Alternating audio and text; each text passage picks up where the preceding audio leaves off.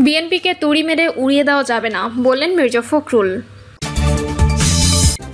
জানাবো শেখ হাসিনা প্রশ্নে ভারতের অবস্থান বদলাচ্ছে না। জানাবো মুজিবের মুরাল ভেঙে নির্মিত হচ্ছে জুলাই শহীদ স্মৃতিসৌধ। এবং সর্বশেষ জানাবো নৌকা আউট সাপ্লাইন চাওয়া এনসিপির। শুনছিলেন সংবাদ শিরোনাম, এবারে বিস্তারিত।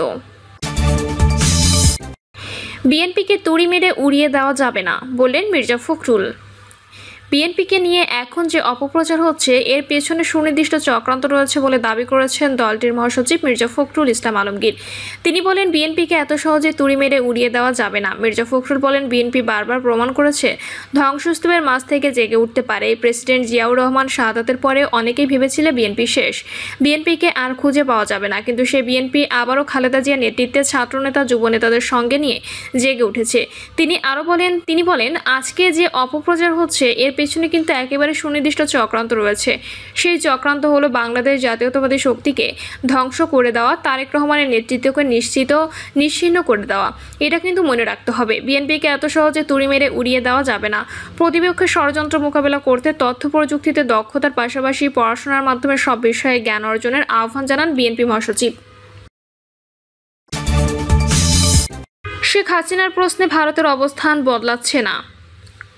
ছাত্র জনতার আন্দোলনে গুলি চালানোর নির্দেশ দিয়ে শেখ হাসিনার অডিও ফাঁস কিংবা মানবতাবিরোধী অপরাধের মামলায় তার বিরুদ্ধে প্রথম অভিযোগ গঠন। যত যাই হোক, বাংলাদেশের ক্ষমতাচ্যুত প্রধানমন্ত্রীকে নিয়ে ভারতের অবস্থানে এখনও কোনো পরিবর্তন লক্ষ্য দেখা যাচ্ছে না। বাংলাদেশের অনুরোধ মেনে তাকে বিচারের জন্য প্রত্যর্পণ করার যে কোনো সম্ভাবনা নেই। দিল্লিতে ওয়াকিবহাল মহল সেটাও এখনও জোর দিয়েই বলছেন। শেখ হাসিনা নিজেও এই দুটি বিষয়ের কোনোটি নিয়েই এখনও আনুষ্ঠানিকভাবে কোনো প্রতিক্রিয়া জানাননি। গত 11 মাসেরও বেশি সময় ধরে ভারতের রাষ্ট্রয়ে থাকাকালীন তিনি নিয়মিতই দলের নেতাকর্মীদের উদ্দেশ্যে সোশ্যাল মিডিয়ায় ভাষণ দিচ্ছেন বা নানাভাবে ইন্টারঅ্যাক্ট করছেন। বাংলাদেশ আওয়ামী লীগের ফেসবুক পেজে ইউটিউব চ্যানেলে তিনি শেষে লাইভ ইন্টারঅ্যাকশন করেছেন গত মঙ্গলবার সন্ধ্যাবেলায়, কিন্তু সেখানে এই প্রসঙ্গগুলি কোনোটিই আসেনি।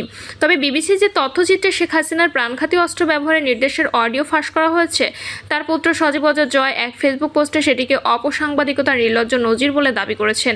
এই মুহূর্তে আওয়ামী লীগের যে শত শত নেতাকর্মী ভারতে অবস্থান করছেন তাদেরও অনেকেই তাদের নেত্রীর বিরুদ্ধে ওঠা অভিযোগগুলো খণ্ডন করার জন্য চেষ্টায় সামাজিক মাধ্যমে সক্রিয় হয়ে উঠছেন।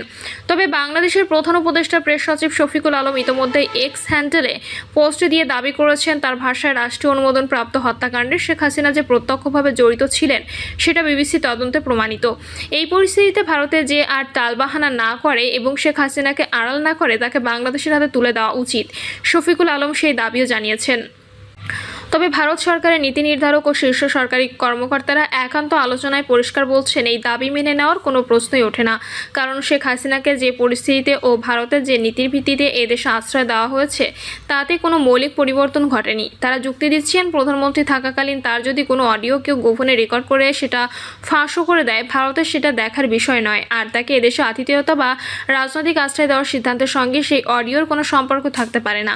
দ্বিতীয়ত, বাংলাদেশে যে আন্তর্জাতিক অপরাধ ট্রাইব্যুনালে শেখ হাসিনা সহ অন্য অভিযুক্তদের বিচার প্রক্রিয়া শুরু হয়েছে সেটা আদৌ কতটা সুষ্ঠু ও নিরপেক্ষ হচ্ছে তা নিয়েও ভারত সন্দিহান। এই পরিস্থিতিতে সেই ট্রাইব্যুনালে শেখ হাসিনার বিরুদ্ধে চার্জ গঠিত হলেও ভারত যে সেটাকে গুরুত্ব দেবে সেই ইঙ্গিত পরিষ্কার। তবে ভারতের পররাষ্ট্র মন্ত্রণালয় এখনও এ বিষয়ে আনুষ্ঠানিকভাবে কোনো বিবৃতি দেয়নি বা মন্তব্য করেনি। ধারণা করা হচ্ছে আগামীকালে নিয়মিত সাংবাদিক সম্মেলনে মন্ত্রণালয়ের মুখপাত্র শেখ হাসিনার প্রশ্নে ভারতের অবস্থান ব্যাখ্যা করতে পারেন।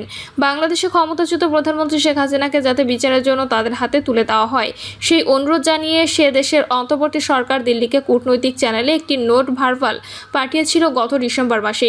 ভারত সেই চিঠির প্রাপ্তি স্বীকার করে প্রায় সঙ্গে সঙ্গে, কিন্তু তারপর প্রায় 7 মাস হতে চললেও সে ব্যাপারে আর কোনো সাড়াশব্দ করেনি। বাংলাদেশে এই প্রত্যর্পণের অনুরোধকে ভারত যে খুব একটা গুরুত্ব দিচ্ছে না সেটাও আকারে ইঙ্গিতে একাধিকবার বুঝিয়ে দেওয়া হয়েছে।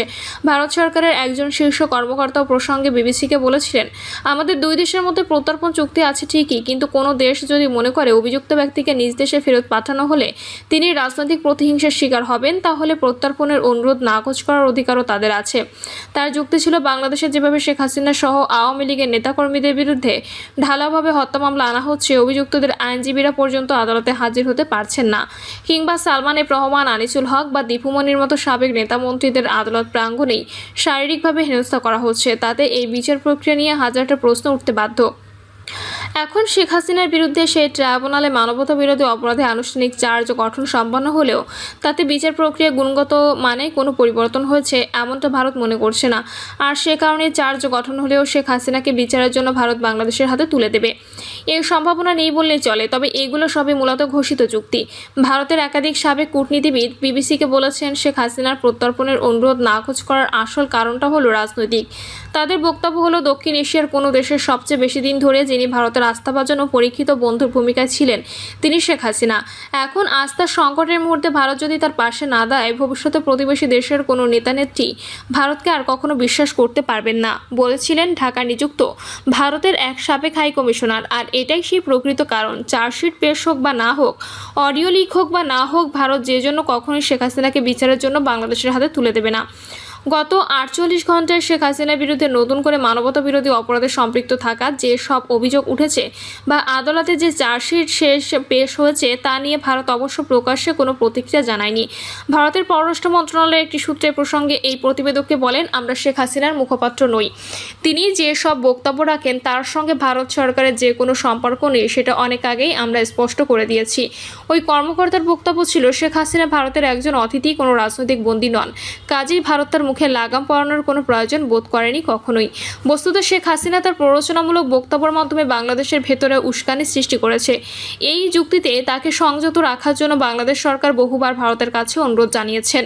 গত মাসে লন্ডনের থিঙ্ক ট্যাঙ্ক চাথাম হাউসে অন্তর্বর্তী সরকারের প্রধান উপদেষ্টা মোহাম্মদ ইউনুস জানান, আমি যখন ব্যাংককে প্রধানমন্ত্রী মোদীকে এই কথা বলি তিনি বলেন, এই সোশ্যাল মিডিয়া যুগে আমরা কারো মুখ খোলা কিভাবে আটকাতে পারি। ফলে ভারত থাকাকালীন শেখ হাসিনার কথা বলার অধিকার যে খর্ব করা হবে না এবং তিনি দলীয় নেতা কর্মীদের সঙ্গে ইন্টারাকশন যথারীতি চালিয়ে যেতে পারবেন, এটা ভারতের সর্বোচ্চ রাজনৈতিক নেতৃত্বের তরফেই পরিষ্কার করে দেওয়া হয়েছে। ফলে অডিও লিক বা চার্জশিট নিয়ে আপনারা যা জানতে চাইছেন সেটা নিয়ে কিছু বলার প্রয়োজন বোধ করলে শেখ হাসিনা নিজেও সেটা বলতে পারবেন। আমাদের সেখানে কিছু বলার থাকতে পারে না, জানাচ্ছেন ভারতের এই কর্মকর্তা। মুজিবের মুরাল ভেঙে নির্মিত হচ্ছে জুলাই শহীদ স্মৃতিসৌধ। যশোর শহরের বকুলতলায় অবস্থিত শেখ মুজিবুর রহমানের মুরাল অবশেষে পুরোটা ভেঙে ফেলা হয়েছে। সকাল থেকে শুরু হওয়া এ কার্যক্রমে বুলডোজার দিয়ে মুরালটি সম্পূর্ণ গুঁড়িয়ে দেওয়া হয়। স্থানটিতে নির্মিত হতে যাচ্ছে জুলাই শহীদ স্মৃতিসৌধ। তিনি আরও জানান, 2024 সালে ঐতিহাসিক জুলাই আন্দোলনের সময় জনতার মুখে মুখে উচ্চারিত উদ্দীপনামূলক স্লোগানগুলোই এই স্মৃতিসৌধের বিভিন্ন অংশে স্থায়ীভাবে খোদাই করা হবে। এসব স্লোগানের মধ্য দিয়ে প্রতিফলিত হবে জনগণের প্রতিবাদ, সাহস ও প্রতিরোধের ভাষা, যা ভবিষ্যৎ প্রজন্মকে স্মরণ করিয়ে দেবে আন্দোলনের শক্তি কতটা যুগান্তকারী হতে পারে। স্মৃতিসৌধটি নির্মাণ শেষ হলে এটি যশোরবাসীর জন্য একটি গুরুত্বপূর্ণ প্রতীক হয়ে উঠবে বলে আশা করা হচ্ছে। প্রিয় দর্শক, এই ছিল এখনকার সর্বশেষ সংবাদ। আপডেট সব সংবাদ পেতে চ্যানেলটি সাবস্ক্রাইব করে বেল আইকনটি ক্লিক করে রাখুন।